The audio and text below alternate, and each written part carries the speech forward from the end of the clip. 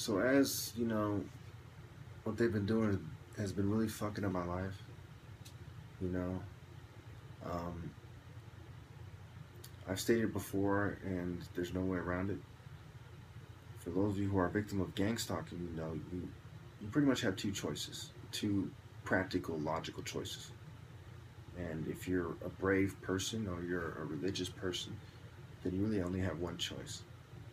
But the two choices are as follows: either you can sell out to the system, take drugs, let them kill you softly and slowly, um, go way out of your way to do what they want you to do, you know, join the groups that are controlled by them, that's most groups. It won't be hard to find a group like that. Um, and really go way out of your way to promote the things that they promote, so then they won't want to play you out, because then it's playing out people who think like them, and it takes away from what they're trying to do. Or you can do the honorable thing, which is to fight your enemy.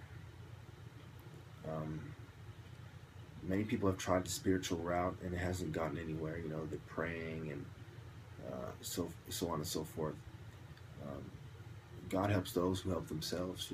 God will meet you halfway, but you can't just pray these people away. So you gotta first identify who they are, identify the root cause of this, then identify the secondary symptoms. As I'm making this video, I'm about to lose once and for all the woman I love, because she invited me to chat with her on Google Hangouts at a rather suspicious time. When I was trying to get to the bottom of the gang stalkers, I told them that if she marries me and I make a video that says that I'm allowed to, she gives me permission to talk to them, that I'll talk to them. If not, I won't talk to them. These are the people I've caught trying to set me up probably the most, with the text messages and the phone conversations earlier on this chat. And they say they're trying to destroy my life and trying to get me to take my videos down. So right now, she wanted me to cut my beard, and so randomly she wants to chat, which will probably lead to video chat, and if it doesn't, it'll lead her to my videos, which will scare her away, because she's a very well-adjusted, you might say, to put it nicely, to society. And so someone like me, expressing the views in the way that I have is certainly going to push her away, and thus doing exactly the bidding of the New World Order, which is, I don't like your beard, you're not attracted to me with the beard, and, your videos are just too much for me, I can't do this. So in the least, when they look at their list of possible outcomes, the worst case scenario is that I see through it, which obviously I do, and that I don't change, but it inflicts emotional damage on me, if you will, to have lost her for the sake of the New World Order scum. So that's the least that it would do. So obviously that's why they chose it. They also chose it because it was a day where I demanded that the gang stalkers prove who they are on Google Hangouts on camera. And about 2 hours after they were supposed to do that, and they didn't, thus leading me to say, wait till the video comes out and I get permission if she marries me, which I knew wasn't going to happen. The secret societies and the people behind gang stalking, they decided, you know what, we're going to throw a curveball at him, just like he threw at us, and so that's why they did it this way. So anyway, obviously I'm not too happy about that, but obviously I'm not exactly screaming and crying about it either, because I've seen this coming for a long time, and I've made preparations. I've tried to emotionally prepare me, and so on and so forth. So the people in charge are a bunch of Nazis, when you think about what the term Nazi really refers to. But then there's self-styled Nazis. There's Zion Nazis, there's feminazis, there's European Nazis who have a kind of a Germanic, Bavarian, Illuminati-styled form of Nazis, complete with eugenics, complete with control freaks. complete with, you know, just a whole system of occult styled oppression and philosophies. So, you know, one way to look at it is you got to fight the country that you're at. But when you truly look at it, you know, you have to go all the way back. You have to go to the top where there is no more controlled sides. Because the fight against America, you know, other countries such as China and all these, they're full of Freemasons too. You know, North Korea and all these other countries, they're full of Freemasons as well. So even if you sided with them and magically they beat NATO and America, which is probably not going to happen, but say it did, your enemies would just, you know, just your enemies that haven't done anything to you. It's like your enemies from across the world that you don't really know, but ultimately they're under the same secret society structure that that the West is and NATO. They'd end up taking over, and it really, you know, you would get revenge, but you wouldn't really solve the problem. You would get revenge on the immediate system that was doing it to you. But the greater network of Babylon's system, the greater systems, the greater New World Order would hardly be phased. You know, America's trillions of dollars in debt. They've been, in a way, they've been trying to bring it down for quite some time, and perhaps it eventually will fall and some other countries will take over.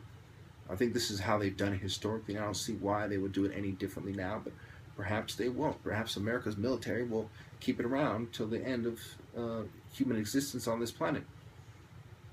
Who knows? But ultimately, the only logical, practical way, you know, when you truly look at this, you know, what do you surmise? You know, what do you expect is going to be the only logical way? Is to fight these people, and the highest value targets are the people on top, and to you know, to strike the secret societies first and foremost. They're the problem in the system. They're the main ones doing this. Of course, there's people who aren't in secret societies who are assisting them. There's thousands of them, you know, perhaps even millions. Of course, Americans in general who aren't helping you out are somewhat contributing, but ultimately you have to go to war with the secret society people on top. You know, these scumbags have the nerve, after all they've done, to now they expected to take the woman I love away from me, but perhaps she was never with me in the first place. It was all a game, an illusion. You know, it was all pretend on her part. You know. But either way, to take her out of my life under the pretense that, you know, I'm a Muslim or that I'm converting to Islam and that I'm speaking about them and I'm talking about issues that, you know, perhaps make me look bad to the ignorant masses, such as going to the psych ward and gang stalking and so on and so forth. You know? So here we are. Now, by the time any of you see this video, it will have probably costed me her.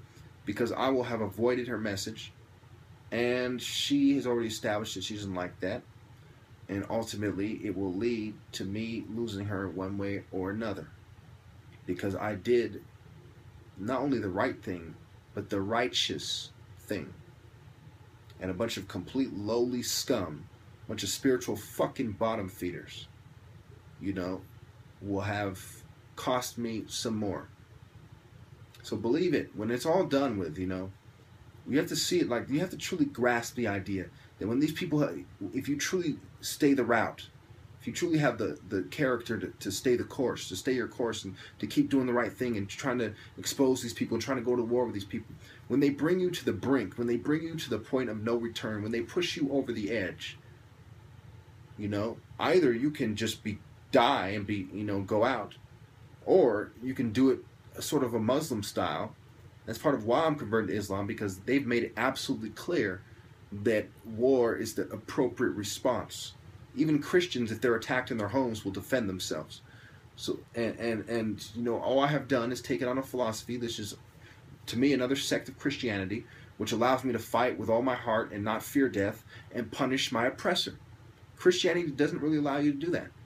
You know, once you take up arms as a real Christian, you sort of feel like you're doing the wrong thing, that God is going to judge you, and that, you know, God said vengeance is His, and there's no kind of concept of jihad in Christianity. So, you know, what becomes the most logical, most adverse philosophy to the New World Order is Islam in its pure form, being done by yourself. That's why they fear Muslims, and they fear the lone wolf. The lone wolf is somebody who's not in some kind of controlled opposition movement that they can easily keep an eye on and influence. Once you read the Quran by yourself, you don't go to a mosque or a Muslim community center or anything like that. You just do it yourself. You come to your own conclusions. You listen to the scripture I gave you. You know, I'll say it like this. If you're going to listen to anybody about what to do, listen to Anwar al-Awlaki. Of all the Muslim scholars, he had it the most right. That's why he was drone striked, and I believe he was killed in Yemen or something. Okay? Because he was right. When I went over his videos, I'm like, wow, they thoroughly stigmatized this guy when he's speaking the truth. It was the same thing with bin Laden, really. Thoroughly stigmatized. Everyone was taught to hate him. We were all brainwashed to hate him. We were all brainwashed to blame him for all the problems in the world and to hate him. When it was really the secret societies who you should hate and who are really the source of all the problems in the world. They even, the secret society structure even gave his family the riches to do it in the first place. No matter how you look at it, they're the source, you know. But, you know, when you look at what he was saying, perhaps not what he was doing, but what he was saying. He was blaming the right people, but not going all the way to the secret society structure. He was blaming the West. You know, the difference from me and all these quote-unquote terrorists is I get to the root of the problem. They blame the people in the secret society structure that have done them wrong the most, the direct enemies. It's similar to blaming police, you know, police officers on the street instead of blaming the secret societies behind the government. You know, they made it personal with American soldiers. The American government made it personal with them. But there's these secret society people who are above the government, who are truly to blame. War with them. You know, and we're all taught everything that keeps us from doing what needs to be done. We're taught that war is not the answer. How many times have we heard that? We're bombarded. We're brainwashed with that. We've heard it so many times that we are brainwashed with the idea that war is not the answer. We are brainwashed with the idea that Islam is evil and these scary terrorists, and there's only 1% Muslims in America, so we don't see them too often, and we see them, we go, I wonder if he's a terrorist, and so on and so forth. We're brainwashed with the idea that these terrorists are just complete madmen, and they should be on drugs or some shit. You know, we're brainwashed with everything that is counterproductive, counterintuitive, illogical, and completely untrue. You know, for you to understand that the terrorists are more righteous than America, you have to understand how things work. And they're doing everything in their power to keep you from truly grasping how things work and deflecting the blame and scapegoating people. You know, even the scapegoat, even saying Zionists are the problem is a form of scapegoating. It's the white power structure saying, oh, it's the Zionists. Or it's Muslims who Zionists have made it the most personal with, saying it's the Zionists. But it's really the whole secret society structure that includes Zionists, but on the top there's a bunch of Zionists, there's a bunch of atheistic Jews, there's a bunch of white people on the tippy top. You know? And there's no way around that. You know, if you're going to take out, if you look at any institution that's mostly to blame, it's Freemasonry. Any group of people, it's Freemasonry. And on the top of that, it's the people who truly control the movements of Freemasonry, the people who tell these gangstalkers what to do, you know, from the top, you know, when the orders get passed all the way down, you know, the think tanks. And it's basically Rockefeller and above are the main culprits here. Those are the people you need to war with. Anything else is a futile, senseless effort. Senseless violence, senseless madness. You know, you may as well blame the butler and the janitor and the garbage man for what goes for the owner of the mansion, you know, for what he does. So yeah, you know, put a bunch of screen. Only reason I'm going to put pictures on the screen, you know, is because I'm not wearing a shirt and I'm not a big fan of showing off my body all the time. I do it once in a while, you know, just for the dramatic effect of some poems and stuff like that. Yeah, so I'm going to put a bunch of pictures up to illustrate my point. And the pictures do a lot better job than I do, you know. When I truly take the time to put pictures that fit the situation, you know, I'm going to try to find some secret society structure, pictures, help you understand. And chances are they're going to be made in a way that kind of makes it harder to believe, which is probably done on purpose, but maybe not.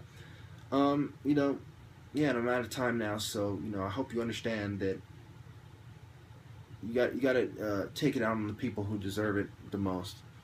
And and that would be good for all humanity. Thank you.